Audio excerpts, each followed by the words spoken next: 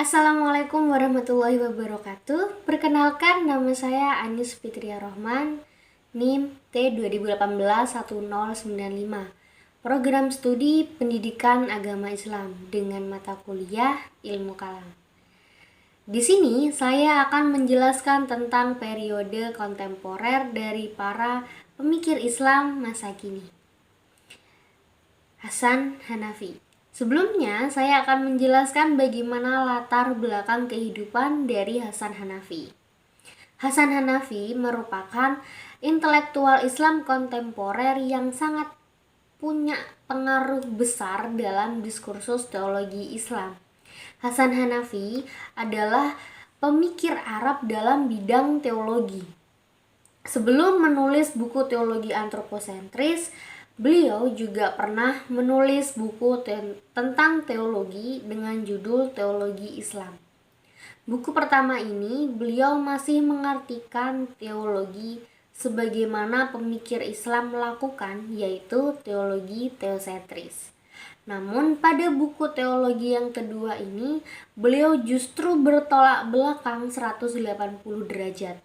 Dulu, teologi bermuara kepada Tuhan. Namun, sekarang teologi bermuara kepada manusia. Itulah sebabnya kenapa disebut dengan teologi antroposentris. Hasan Hanafi lahir di Kairo, Mesir pada tanggal 13 Februari tahun 1935. Ia menamatkan pendidikan dasar pada tahun 1948. Kemudian ia melanjutkan studinya ke Madrasah Khalil Agha, Kairo, sampai tahun 1952. Di sekolah inilah ia mulai berkenalan dengan pemikiran dan gerakan Ikhwanul Muslimin, dan ia mulai aktif dalam gerakan ini sewaktu kuliah di Universitas Kairo, sampai gerakan tersebut dibubarkan. Setelah mendapat gelar sarjana dalam bidang filsafat dari Universitas Kairo tahun 1956, ia melanjutkan studinya di Doktorat d'It LE Sorbonne, Prancis, dan memperoleh gelar doktor pada tahun 1966. Disertainya yang berjudul Essai sur le méthode d'exégèse atau esai tentang metode penafsiran, setebal 900 halaman, memperoleh hadiah sebagai karya tulis terbaik di Mesir pada tahun 1971. Sekembalinya ia dari Paris, pada tahun 1966, Hasan Hanafi segera ditugaskan mengajar mata kuliah filsafat di Fakultas Sastra, jurusan Filsafat, Universitas Kairo, Mesir. Ia juga sempat menjadi profesor tamu di Prancis pada tahun 1969, di Belgia pada tahun 1980, di Amerika Serikat pada tahun 1971 sampai 1975, di Kuwait pada tahun 1979, di Maroko pada tahun 1982 sampai 1984, di Jepang pada tahun 1984 sampai 1985, di Uni Emirat Arab pada tahun 1985, dan menjadi konsultan akademik di Universitas PBB Tokyo pada tahun 1985 sampai 1987. Hasan Hanafi di samping seorang pemikir keislaman, ia juga seorang penulis yang produktif. Banyak karya-karya tulisan yang dihasilkan dalam 3 bahasa. Ada bahasa Arab, bahasa Inggris, dan bahasa Prancis yang dikuasainya.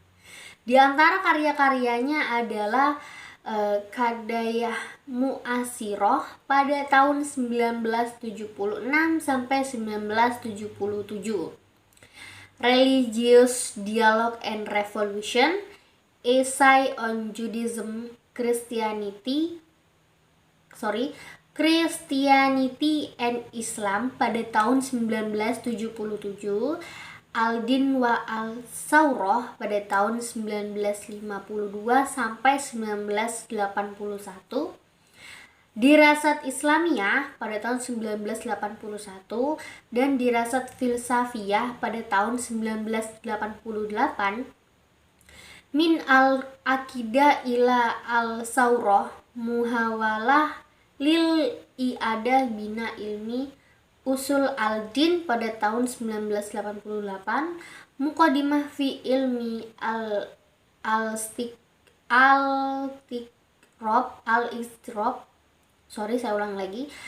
Muqaddimah fi Ilmi al-Tiqrab pada tahun 1991 dan yang lain sebagainya. Selain menghasilkan karya-karya tadi, Hasan Hanafi juga menulis banyak artikel di beberapa jurnal ilmiah berbahasa Arab, mentahqiq teks-teks klasik Arab, dan menerjemahkan beberapa buku tentang agama dan filsafat dalam bahasa Arab. Selanjutnya, saya akan menjelaskan pemikiran kalam tentang teologi antroposentris dari Hasan Hanafi. Semua umat Islam percaya bahwa ajaran Islam adalah suatu norma yang dapat diadaptasi oleh bangsa apa saja dan dalam waktu kapan saja. Ajaran Islam itu bersifat universal dan tidak bertentangan dengan rasio. Semua muslim harus selalu membangun peradaban dan kepercayaan itu, dan harus selalu bertumpu pada pesan-pesan abadi. Persoalannya, bagaimana kita mesti mendekati dan mengkaji aspek-aspek peradaban, kesejarahan, politik, ekonomi, dan sosial dunia Islam yang dibangun di atas universalitas itu. Ajaran inti Islam adalah tauhid. Tauhid adalah basis Islam. Hanafi beranggapan untuk membangun kembali peradaban Islam tidak bisa tidak dengan membangun kembali semangat tauhid itu. Tauhid adalah pandangan dunia, asal seluruh dari pengetahuan. Oleh karena itu, kita harus mengkaji konsep tauhid dan kita akan melihat bagaimana pandangan tauhid itu berfungsi untuk membangun dunia Islam. Kita berupaya menemukan bahwa tauhid adalah pemikiran yang seluruhnya mempunyai kaitan yang erat gitu. Hanafi menegaskan bahwa membangkitkan semangat tauhid merupakan suatu keharusan. Tauhid di sini bukanlah pertanyaan tentang keesaan Tuhan, sebagaimana dipahami oleh umat Islam sebagai antitesis dari konsep Trinitas dalam agama Kristen. Hasan Hanafi mengajukan konsep baru tentang konsep teologi Islam yang ilmiah dan membumi sebagai alternatif atas kritiknya dalam teologi tidak ilmiah dan melangit atau terlalu tinggi bahasanya. Tujuannya sudah tentu untuk menjadikan teologi tidak sekedar sebagai dogma keagamaan yang kosong tanpa makna, tetapi menjelma sebagai ilmu tentang perjuangan sosial, menjadikan keimanan berfungsi sebagai aktual, sebagai landasan etik dan motivasi tindakan manusia. Karena itu, gagasan Hanafi berkaitan dengan teologi adalah berusaha untuk mentransformasikan teologi tradisional yang bersifat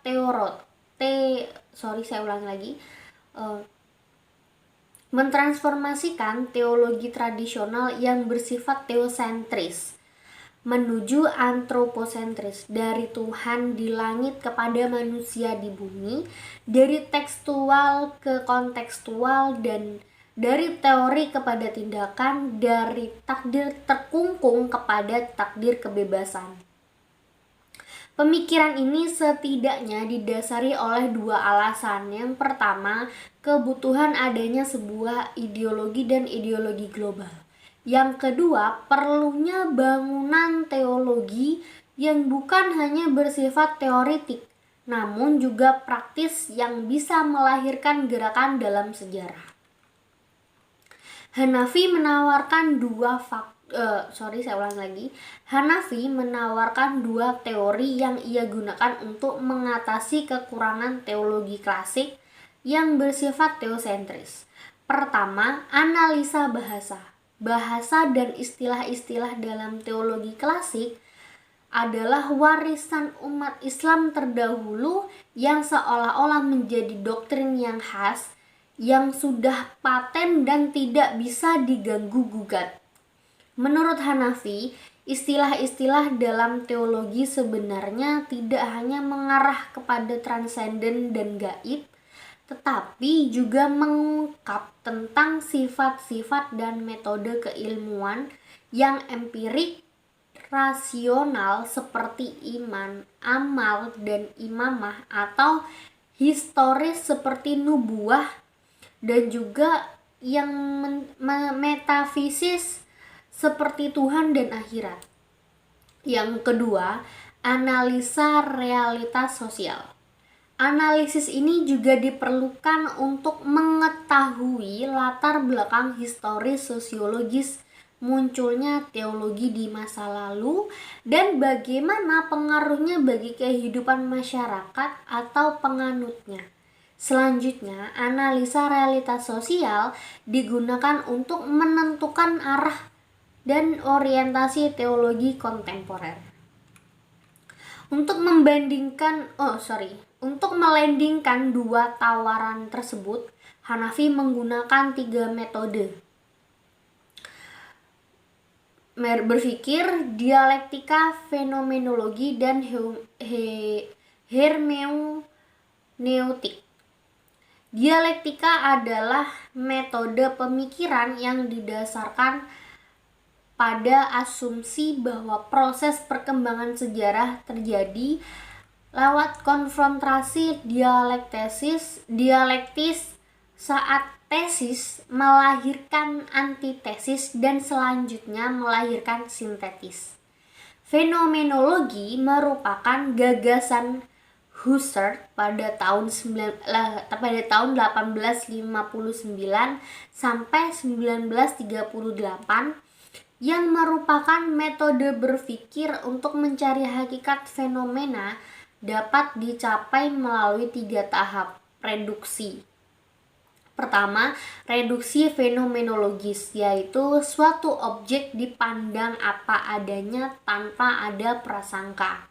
Kedua, reduksi eidetik, yaitu penyaringan segala sesuatu yang bukan menjadi hakikat objek untuk mencari dan mengenal fundamental struktur dari objek. Yang ketiga, reduksi transendental, yaitu kesadaran murni agar dengan objek tersebut seseorang bisa mencapai dirinya sendiri, atau bagaimana ide atau gagasan tentang objek tersebut bisa dilaksanakan dalam upaya untuk kebaikan dan kesempurnaan hidup subjek.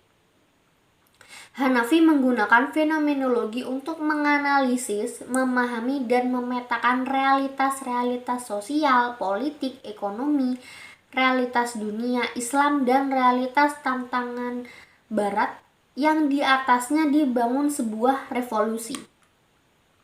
Sebagaimana kata-katanya, sebagai bagian dari gerakan Islam di Mesir, saya tidak punya pilihan lain kecuali menggunakan fenomenologi untuk menganalisis Islam di Mesir.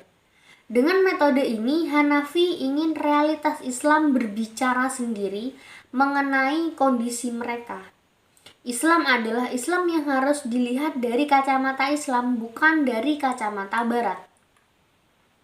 Hermeneutik merupakan sebuah cara penafsiran terhadap teks atau simbol yang mensyaratkan adanya kemampuan untuk menafsirkan kondisi masa lalu yang tidak dialami kemudian dibawa pada masa sekarang. Aktivitas dari penafsirannya terdiri dari 3 segi yang paling berhubungan: teks, perantara atau penafsiran, dan penyampaian kepada audiens. Orang yang melakukan hermeneutik harus mampu menangkap pesan-pesan yang terdapat dalam teks dan mengenal lingkungan dan masyarakatnya. Hanafi menggunakan metode hermeneutik untuk membumikan gagasan teologinya yang bersifat antroposentris, dari teks ke konteks, dari langit ke bumi, dari teologi ke praktek. Pada tataran ini, Hanafi menggunakan metodologi yang lahir dari internal Islam, seperti metodologi akal atau nakal. Selanjutnya, dalam rangka membangun kebebasan, Hanafi lebih banyak menggunakan rasionalisme Mu'tazilah dari teori Kasab, Asy'ariyah, dan Jabariyah. Begitu pula ia menggunakan usul fikih dalam mencari sebab musabab sebuah hukum. Dari sela-sela ilmu usul fikih ini, Hanafi mengetahui masa lampau, masa kini, dan masa depan kaum muslimin. Dari sinilah ia mengeksplorasi triangle teologi kesadaran. Yang pertama, kesadaran historis untuk mengetahui validasi teks-teks historis melalui metode-metode transmisi. Yang kedua, kesadaran spekulatif untuk menginterpretasi teks-teks dan memahaminya melalui analisis bahasa. Dan yang ketiga, kesadaran praktis untuk signifikansi nilai-nilai dalam kehidupan praktis. Konsekuensinya adalah bahwa wahyu ditransformasikan ke dalam sistem-sistem ideal dunia dari celah-celah usaha dan tindakan manusia. Tauhid dan disempurnakan sebagai praktis pada akhir tindakan, bukan di permulaan, dan Tuhan lebih dekat pada proses menjadi daripada realitas statis. Dengan demikian, Hanafi banyak memakai teori klasik yang berkembang dalam tradisi Islam, tentunya dengan kritisme yang ketat.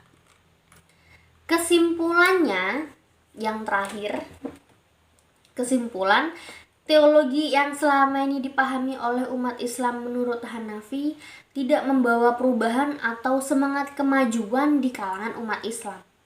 Konsep-konsep teologi yang ditafsirkan oleh para ahli teolog termasuk bersifat teosentris dan sama sekali belum menjamah aspek antroposentris.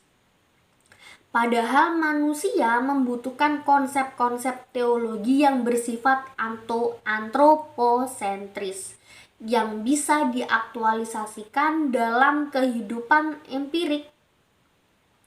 Teologi merupakan dasar dari agama Islam, semangatnya yang menjadi dasar lahirnya ilmu-ilmu pengetahuan dan semangat keagamaan. Maka dari itu, konsep teologi harus bisa dipahami manusia dalam kaitannya dengan perilaku kehidupan manusia.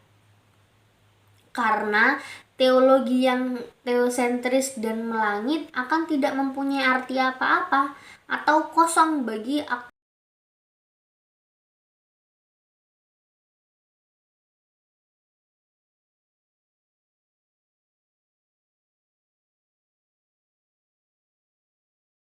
menyeretnya ke dalam penjara, namun telah menginspirasi banyak umat muslim. Pemikirannya tentang Al-Yasar Al-Islami tidak menghilang begitu saja. Walaupun jumlahnya hanya terbit 1 kali,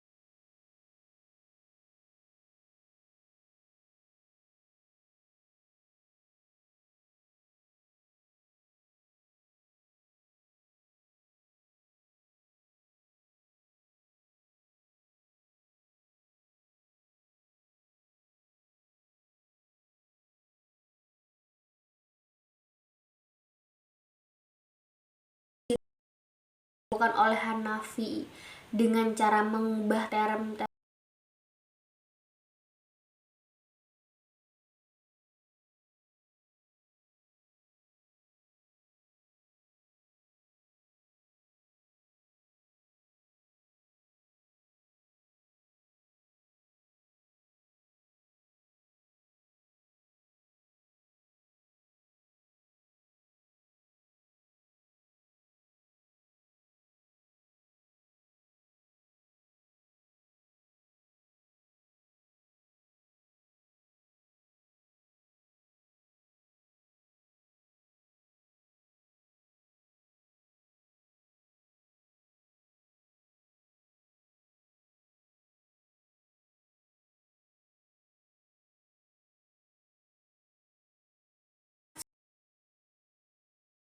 wabarakatuh.